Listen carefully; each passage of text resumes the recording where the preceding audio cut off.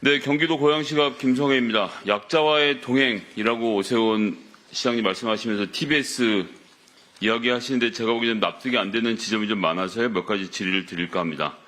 지난 4월 25일에 서울시 의회에 TBS에 대한 지원 연장 요청하는 편지 보내셨는데 TBS의 직원들 진심으로 생각하고 계신 거죠? 시장님? 네, 그렇습니다. 네. 재보선 기간에 뉴스공장하고 날을 세우고 싸우긴 하셨지만 이 TBS에 대한 복수심 이런 건 전혀 없으신 상태라고 제가 이해해도 되겠죠? 네, 그렇습니다. 위원장님 잠깐 질의를 좀 중단했으면 하고요. 네. 시장님, 저한테 답변하시는 게 아니고 국민들한테 하는 것이고요. 지금 360명의 TBS 노동자들이 보고 있으니까 헛웃음은 댁에 가서 사모님하고 하시고요. 여기 좀 조금 더 진지하게 임해 주셨으면 좋겠습니다. 복수심이라는 표현에 제가 좀 나도 모르게 웃음이 터졌습니다. 네, 잠깐만요. 시장님, 위원장님 잠깐만요. 정말 죄송한데요. 지금도 마찬가지인데 자기도 모르게 웃음이 터졌다고 태도를 바꾸질 않는데 이게 지금 질의가 이런 식으로 가능한지 잘 모르겠습니다. 아니, 잠깐만요. 시장님 여러 가지 견해의 차이라든가 감정의 어떤 기복이라든가 있을 수 있습니다. 그런데 그걸 고스란히 지금 답변하시면서 가끔은 답변에 섞여서도 그렇고 또 그렇지 답변 안 하시면서도 표정에서도 그렇고 이 문제는 국감장의 어떤 피감 증인으로서 이 출석에 계시기 때문에 그냥 진지하게 팩트만 가지고 답변에 대한 의사 표현을 좀 해주셨으면 좋겠습니다. 네, 자제하도록 하겠습니다. 네. 제 질의 시간이니까 끝나고 하셨으면 좋겠습니다. 네, 충분히. 네. 제가 가급적 얌전하게 하고 있지 않습니까? 간사님. 네. 잘 부탁드리겠습니다. 네, 다시 하겠습니다. 자, 4월 20일 서울시 의회 시정 질문에서도 TBS 지원 폐지나 폐국을 생각해 본 적도 지시한 적도 없다고 하셔서 지금 벌어진 일련의 과정은 시의회의 의견이지 시장님의 의견 아닌 걸로 제가 이해해도 되겠습니까? 예, 제 의견과는 많이 달랐습니다. 네. 그런데 이제 제가 찾은 한 세 가지 정도 지적을 먼저 하고 싶은데요. 2021년 2월 21일 신동아 인터뷰에서 시장에 대한 바로잡을 건 바로 잡아야 된다. TBS에 대한 예산 지원을 안 하는 형태가 될 수도 있고라고 말씀하셨던 건 기억하고 계시죠? 네, 틀린 건 바로 잡아야죠. 예, 그러니까 형태가 예산을 지원 안 하는 거라고 말씀하셨고 실제로 22년 출연금 예산안을 전년 대비 125억 원 삭감해서 제출하신 적도 있죠. 네, 독립했으니까요. 예, 독립은 좀 다른 성격이니까 좀 이따 얘기를 하도록 하고요. 그 다음에 23년 9월에 김만배 녹취록 인용 보도한 문제에 대해서 TBS에 대한 감사 지시하셨습니까? 잘 못 들었습니다. 23년 9월에요. 김만배 녹취록 관련돼서 인용 보도했다는 이유로 TBS에 대해서 감사를 지시하셨죠? 잘 기억이 안 납니다. 감사를 지시한 게 기억이 안 나세요? 감사했네요.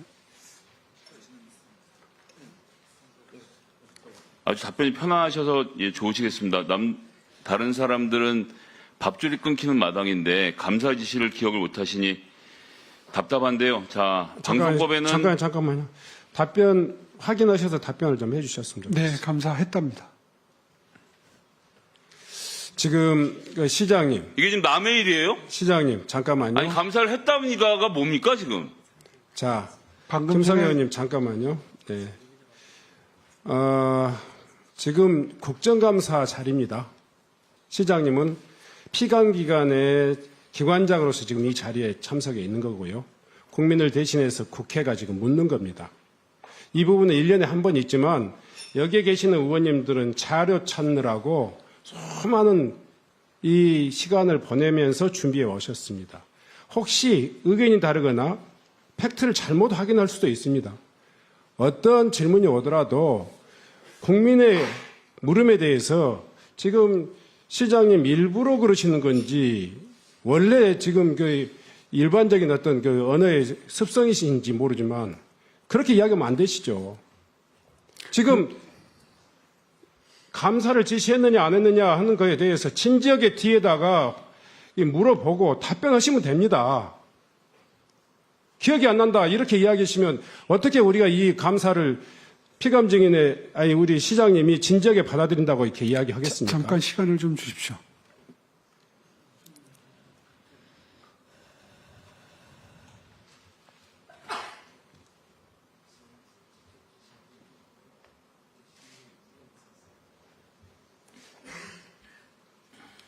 그때 기억을 더듬어 보니까 제가 직접 지시한 게 아니라 시의회 요청이 있어서 저희가 응했다고 합니다. 그래서 제가 아마 그 중요성에 대해서 저한테 입력이 안 돼 있는 것 같습니다. 네. 응했다고 하신 앞으로는 그렇게 확인하시고 좀 더 차분하게 진지하게 이 감사에 임해 주시기 바랍니다. 질의 계속해 주시기 바랍니다. 360명의 노동자의 생계가 달린 문제에 대해서 시의회가 시켜서 했다. 시장이 시의회가 시키면 하는 것이 아닌 것을 본인들이 더 잘 아실 텐데 매우 무책임한 답변이라고 생각하고요. 방송법에 따르면 누구든지 방송 편성에 관해서 이 법 또는 다른 법률을 의하지 않고 어떤 규제나 간섭도 할 수 없다라는 조항이 있기 때문에 서울시장님이라고 하더라도 감사를 지시할 수 없는 거예요. 시의회에다 그렇게 하면 안 된다고 말씀을 하셨어야죠. 물론 인지를 아예 못하고 계시니까 상황이 어떻게 돌아가는지 모르시는데 언론의 자유를 그렇게 쉽게 생각하시면 안 된다고 봅니다. 자, 그런데 실제로 시장님이 행하시는 걸 보면요. 행안부에다가 냈던 공문 보시죠. 자, 출연기간 지정을 해제해달라. 즉 TBS하고 서울시 연을 끊고 싶다라는 질문에 대해서 행안부가 뭐라고 보내냐면요. 정관상 규정 정비 등이 선행되어야 한다. 그냥은 못 끊고 지금 지원금 나가고 있는데 광고가 됐든 민간 후원이 됐든 정관을 먼저 바꿔야 되는 거 아니니 오히려 행안부가 얘기를 합니다. 그런데 시장님 그냥 진행을 하셨죠. 그러고 나서 8월 30일에 또 보냅니다. 서울시가 보냈습니다. 조속한 시일 내에 TBS 출연기간 지정 해제를 고시해달라. 급하니까 빨리 해달라고 시가 또 요청을 하는 거예요. 아까 전에는 TBS를 같이 하고 싶다, 살리고 싶다고 말씀하셨지만 실질적인 행정은 내내 행안부를 쪼고 빨리 하자라고. 아니, 그건 큰 오해십니다. 저는 공문을 갖고 말씀드린 거니까요. 오해는 국민들이 빨리 판단하실 지정 겁니다. 해제를 해야 그때 당시에 원매자에게 협상이 진행될 수 있었다는 판단이 전제가 됐었습니다. 자, 여기에서 가장 큰 문제는 뭐냐면요. 방통위 승인을 받아야 정관 개정의 효력이 생기는데 그냥 TBS 정관 개정만 해놓고 요청을 했다는 겁니다. 그럼 다른 말로 하면 상업 광고가 됐든 아니면 후원이 됐든 받을 수 있으려면 방통위 허락이 있어야 되는데 방통위 허락이 나지도 않은데 모르겠으니까 일단 깨고 봅시다라고 하는 자체가 아니죠. 민간에서 후원을 하려고 해도요. 민간에서 후원하려고 해도 방통위 허락이 떨어지지 않은 상태면 안 됐기 때문에 정상적인 서울시장이라고 하면 방통위의 허가까지 받는 단계를 거친 다음에 독립을 시켰어야 되는데 그 과정을 생략하고 행안부에 요청을 하셨다는 것. 시장님께서 만약 모르고 하셨으면 무능한 거고요. 알고 하셨으면 사악했다는 얘기를 그건 드리는 동의할 겁니다. 수 없고요. 지정 해제를 요청한 것은 법에 하도록 되어 있습니다. 자, 지정 해제를 행안부의 주장을 말씀드렸잖아요. 지정 해제를 하려면 정관을 고쳐야 돼. 정관을 고치는 주체는 TBS가 아니라 TBS가 고친 다음에 방통위가 거기에 대해서 그래 후원 받아도 돼 광고해도 돼라고 허락을 한 단계까지를 밟은 다음에 지정 해제를 하셨어야죠. 그런 그때까지는- 절차적인 디테일을 모르시는 것 이게 행정을 잘 못하시는 거예요. 자, 우리 송지현 위원장님께 질의드리겠습니다. 그때까지는 시장님, 방통위에서 그런 문제가 생길 가능성이 전혀 없었습니다. 제가 송지현 위원장에게 질의한 시간이니까요. 자, 지금까지 쭉 들으셨는데 오세훈 시장의 답변 내용 포함해서 위원장님의 생각을 좀 한 30초 정도 말씀해 주십시오. 오세훈 서울시장과 서울시의회 국민의힘 76명 전원이 폐지 조례안을 발의하고 또 지정 해제 고시를 하면서 TBS는 고사 상태에 빠졌습니다. 그리고 서울시의 국민의힘 의원들은 TBS가 편파적인 방송을 했기 때문에 시민 혈세를 여기에 투여할 수 없다. 그거는 시민의 명령이다. 이런 얘기를 하고 있습니다. 그런데 저는 시민들이 정치권에 그런 방송사를 없앨 수 있는 권한을 주었다고 생각한다는 것 자체가 정치인으로서 함량 미달이라고 생각을 합니다. TBS는 어느 누구의 것도 아니라 서울 시민의 것입니다. 그런데 마무리해 주시죠. 그 시민의 재산을 없앨 권리가 오세훈 서울시장에게 있는지 묻고 싶습니다. 그리고 저희가 어떻게 하면 될까요? 저희가 어떻게 하면 TBS 살려주시겠습니까? 네. TBS 직원 지금 몇 명 남았죠? 360여 명에서 지금은 240명이 채 남지 않았습니다. 네. 그러면 240명의 대표로 지금 송 증인이 나오신 거죠? 네, 그렇습니다. 네.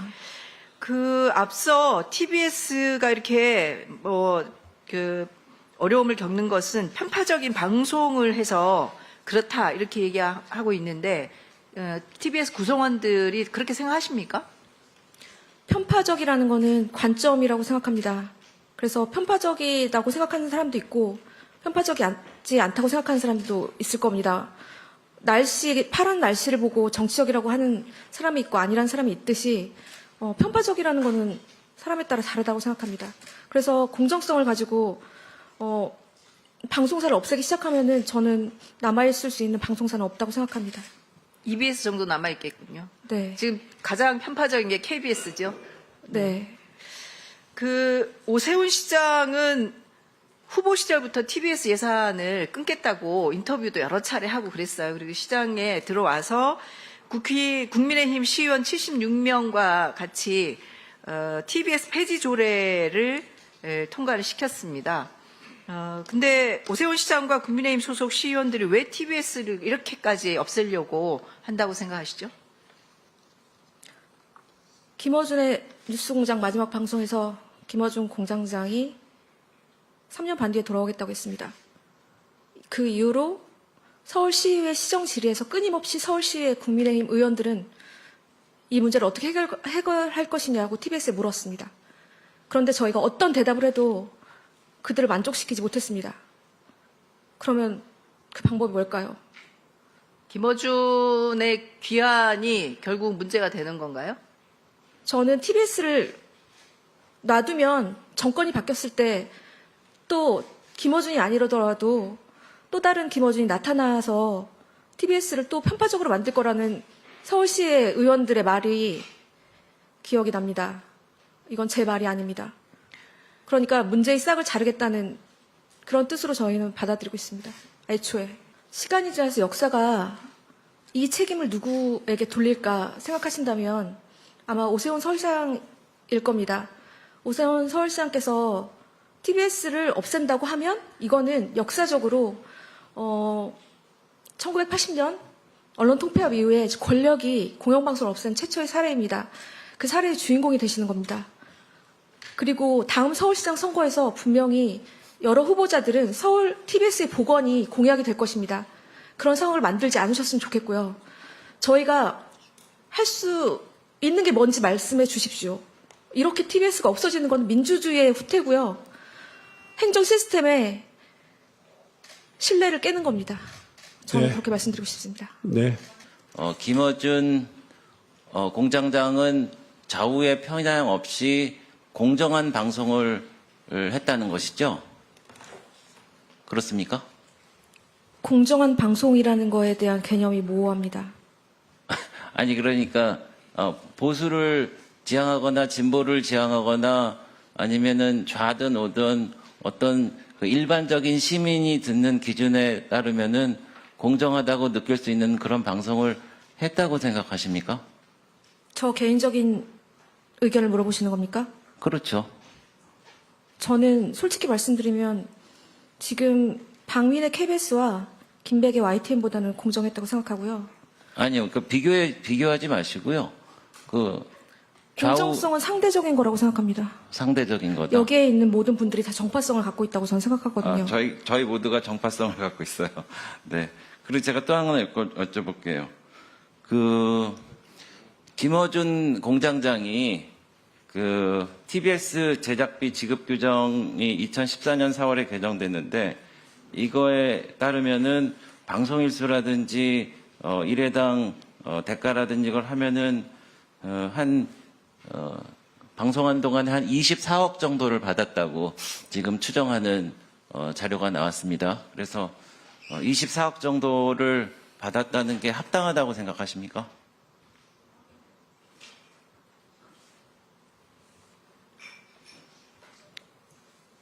네. 합당하다고 생각하시다고. 어떤 기준에서 합당하다고 생각하십니까? 좀 더 느리겠습니다, 시간. 네.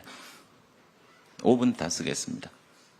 어떤 기준에서 합당하다고 KBS나 생각하십니까? MBC나 YTN이나 네. TBS나 이런 방송사들이 네. 출연자들, 진행자에 대해서 출연금을 매기는 거에 대해서는 제가 뭐라고 대답을 할 수는 없지만 그것이 뭐 과하다, 과하지 않다라는 거를 생각하는 것도 다 상대적이라고 생각을 하기 때문에 네. 제 기준에서는 합당하지 않을 것 같지는 않습니다. 24억을 받은 게 합당하다라는 말씀이시죠? 왜냐하면 김어준의 뉴스 공장이 단순히 라디오만 한 것이 아니라 TV로도 방송이 됐고 유튜브로도 방송이 알겠습니다. 됐습니다. 그런데 그런 생각은 못 해보셨어요? 그러니까 김어준 공장장이 좀 너무 많이 개런티를 받아가기 때문에 다른 직원들은 좀 상대적으로 급여가 적게 받을 수 있었다라는 생각 안 해보셨습니까? 그런 생각을 해본 적 없습니다. TBS 사태 책임이 궁극적으로 누구에게 있다고 생각하십니까? 오세훈 서울시장에게 있습니다. 만약 윤석열 대통령이 탄핵이 된다면 어디로 돈이 몰리게 될까요? 이런 뉴스들을 보시면서 동시에 부자가 될 수 있다면 믿으실 건가요? 지갑에 단돈 10,000원이라도 있고 시사 정치에 관심이 있으신 분들이라면 지금 당장 돈을 벌 결심을 하셔야 합니다. 정치 뉴스를 꾸준하게 잘 챙겨보는 것만으로도 돈을 벌 기회가 있고 또 이미 큰 돈을 버는 사람들이 있죠. 이 사람들의 차이점은 뉴스를 단순히 뉴스로만 보는 게 아니라 실제로 어떤 종목들에 큰 영향을 미치게 되고 그렇다면 어디에 투자를 해야 돈이 몰리게 되는지 알고 있습니다. 월급만으로는 절대 채울 수 없는 부를 축적하고 있는 것인데요. 얼마 전 한강 작가가 한국인 최초로 노벨상을 받았다는 것을 구독자 여러분들 모두 아는 사실일 겁니다. 이때 부자들은 재빠르게 노벨상 수혜주 종목들을 찾았고 그 결과 예스24라는 종목이 순식간에 2연상을 하며 200% 가까이 오르게 되었죠. 저희 구독자 여러분들은 이미 다들 아시겠지만 이 예스24 종목은 저희가 정확히 어느 가격에 매수해야 하는지 또 언제 팔아야 하는지를 정확하게 공유해드렸었던 사실이 있었죠. 투자로 부자가 된 사람들은 사소한 시사 뉴스들을 그냥 지나치지 않습니다. 전문직이 아닌데도 부자가 되는 사람들의 특징이 바로 이것인데요. 돈으로 이어진다는 경험적 확신이 있기 때문에 진짜로 급등할 수 있는 종목들에 과감히 투자해 남들과 비슷한 연봉을 벌어도 절대 월급으로는 만들 수 없는 큰 투자 수익들을 지금도 만들고 있다는 것입니다. 이번엔 현재 가장 핫한 북한 도발을 대비하여 또 한 번 급등이 유력한 대장 종목을 알아냈는데요. 제 목표는 채널을 크게 성장시키는 것이기 때문에 여기까지 영상을 시청해주신 분들께만 이 정보를 드리고자 합니다. 제 개인 휴대폰 번호 010-792-8273으로 기회라고 문자를 보내주시면 링크 하나를 보내드릴 건데요. 링크로 들어오시면 이번 미대선주 그리고 북한 도발 관련 유력주를 공유해드리겠습니다. 또한 윤석열이 탄핵될 것을 대비하여 탄핵 수혜주 또한 미리 파악 완료한 상태입니다. 제가 돈을 받는 것도 아니고 투자를 대신 해드리려는 것도 아니니까 어느 시간이든 편하게 문자 한번 주시면 되겠습니다. 단돈 10,000원으로라도 시작해야 하는 게 투자와 재테크죠. 수익을 보시게 될 여러분들께 제가 바라는 것은 딱 하나입니다. 지금처럼 제 채널의 구독과 좋아요를 눌러주시고 새로운 영상을 만들 때마다 시청을 해주시면 됩니다. 제 번호를 꼭 기억해주세요.